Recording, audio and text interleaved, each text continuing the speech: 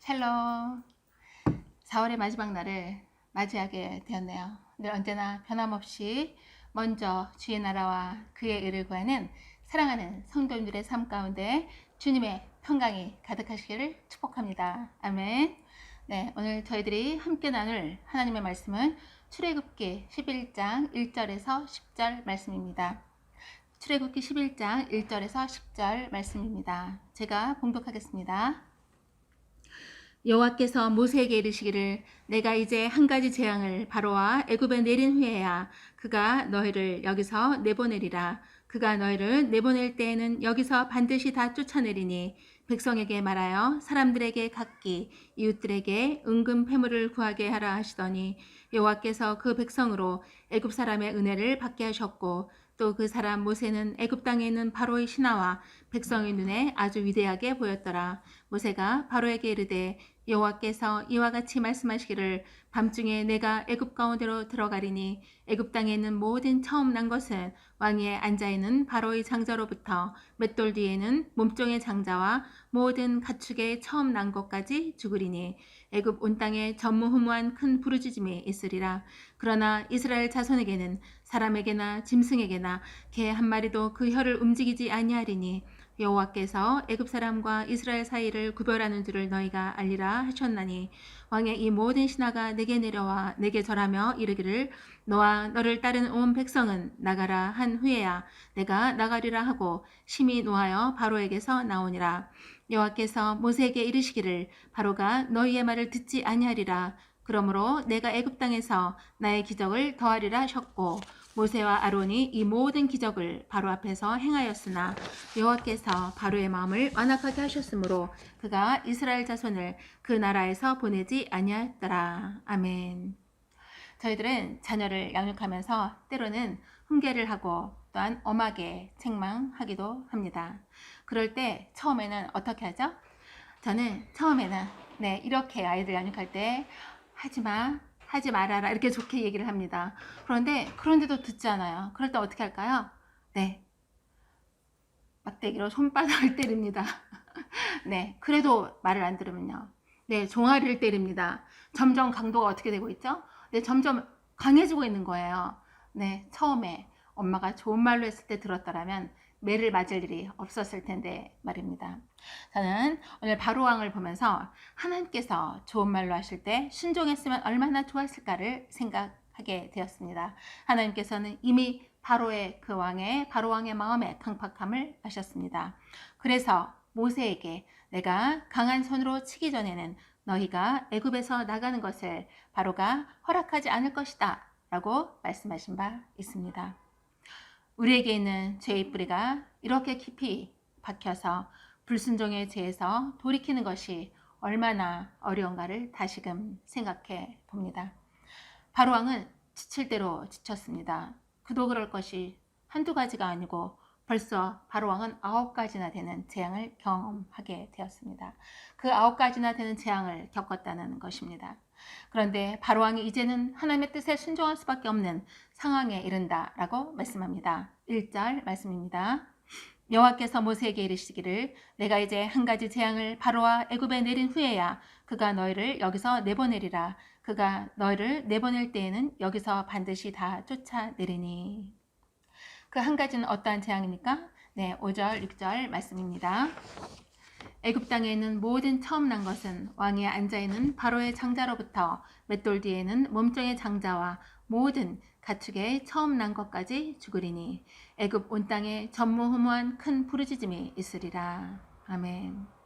공의의 하나님께서는 애굽 온 땅에 전무후무한 큰 슬픔을 가져올 장자가 죽는 재앙이 올 것이다 라고 선포하십니다.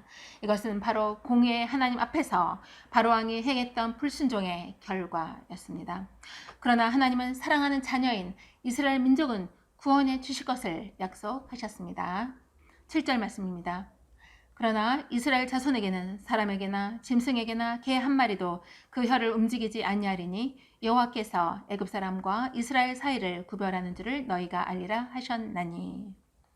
여기에서 이스라엘 자손에게는 사람에게나 짐승에게나 개 한 마리도 그 혀를 움직이지 아니한다 라는 말은 무슨 뜻일까요? 네, 1차적으로는 이스라엘의 장자들은 하나님의 보호하심을 받아서 죽지 않는다라고 말씀하고 계신 것입니다. 그리고 궁극적으로는 생명과 죽음을 주관하시는 하나님이 내리신 이 재앙에 대해서 그 누구도 이의를 제기하지 못할 것이다 라는 것을 의미하고 있습니다. 그리고 여호와께서 애굽 사람과 이스라엘 사이를 구별하셨음을 그들로 하여금 알게 하셨다라고 말씀하고 있습니다. 하나님께서 이스라엘 민족을 구원해 주실 뿐만 아니라 애굽 사람의 앞에 은혜를 받게 하실 것을 또한 말씀하고 계십니다. 2절 3절 말씀입니다. 백성에게 말하여 사람들에게 각기 이웃들에게 은금 패물을 구하게 하라 하시더니 여호와께서 그 백성으로 애굽 사람의 은혜를 받게 하셨고 또 그 사람 모세는 애굽 땅에 있는 바로의 신하와 백성의 눈에 아주 위대하게 보였더라. 아멘.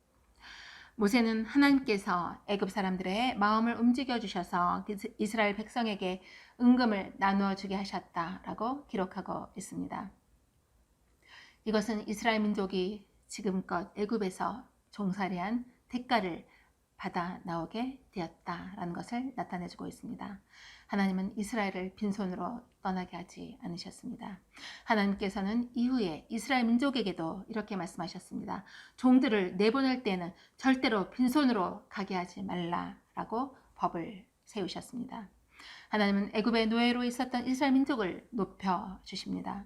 모세를 바로의 신하와 백성의 눈에 아주 위대하게 보이게 하나님은 역사하셨습니다. 그리고 이스라엘 백성은 애굽 사람의 은혜를 받게 하셨습니다. 세상은 스스로 높아지기 위해 무던히도 애씁니다. 그러나 성도들은 나의 높아짐을 위해서 애쓰지 않습니다. 하나님의 행하심, 하나님의 일하심이 드러날 때 하나님의 백성인 우리도 함께 위대해지고 높아지기 때문입니다. 세상에서 높임을 받는 비결은 무엇입니까? 그것은 바로 하나님의 편에 서서 하나님의 영광을 위해 사는 것입니다. 이스라엘 민족은 하나님의 때, 하나님의 섭리에 따라 생각지도 못한 해방을 맞이하게 된 것입니다. 이처럼 하나님은 사랑하는 자녀들에게 참 자유, 영원한 생명을 주신 분입니다. 복음의 핵심이 무엇입니까? 바로 예수 그리스도의 십자가와 부활입니다. 그러므로 마지막 심판의 결과는 영원한 사망과 영원한 생명이라는 것입니다. 저와 사랑하는 성도님들께서도 참 자유 또한 영원한 생명을 받은 자들입니다. 그렇다면 저희들의 삶은 어떠해야 합니까? 예수 그리스도 안에서 영생을 소유한 자로서 영원한 삶과 죽음의 심판이 있음을 우리는 선포해야 합니다.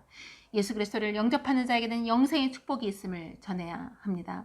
그리하여 모든 영혼을 생명으로 인도하는 사명을 감당해야 합니다. 이러한 삶으로 나아가는 저와 사랑하는 성도님들의 삶이 되시기를 소망합니다. 아멘.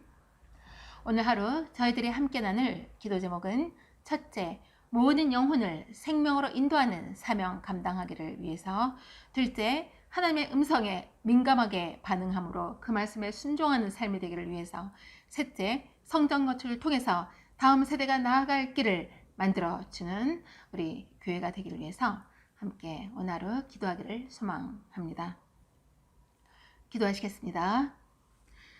할렐루야. 허물과 죄로 인하여 죽을 수밖에 없는 저희들을 예수 그리스도의 십자가의 은혜로 구원해 주시니 감사합니다.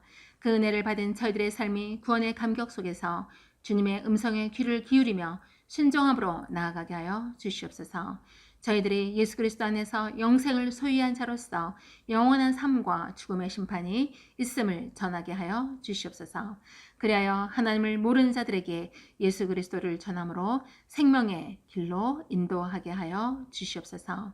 저희들에게 참 자유 영원한 생명을 선물로 주신 예수 그리스도의 이름으로 감사하며 기도드려옵나이다. 아멘.